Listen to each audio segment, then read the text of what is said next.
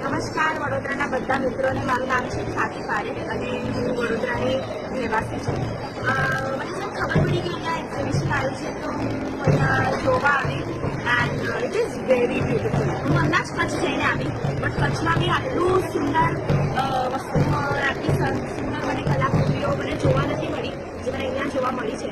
It is very beautiful and તમને એક એક વસ્તુને જોઈને યુ કેન સી કે કેટલું હાર્ડવર્ક અને કેટલી મહેનતથી આ બધી વસ્તુ બનાવી છે. I think everybody should understand that what courage it takes and what hard work it takes કે લોકો અહીંયા આવે અને લોકો આટલી બધી મહેનતથી આટલી વસ્તુ બનાવે છે. આજની જનરેશનમાં શિફ્ટ થઈ રહી છે. I think everybody should take a look at what people are doing and what time it takes to make things like that.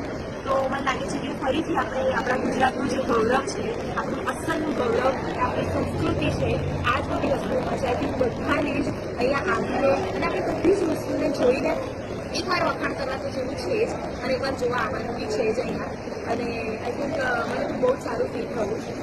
ગરમી ગુજરાત તો છે જ, but really this is very beautiful and I have no words for it. Thank you very much.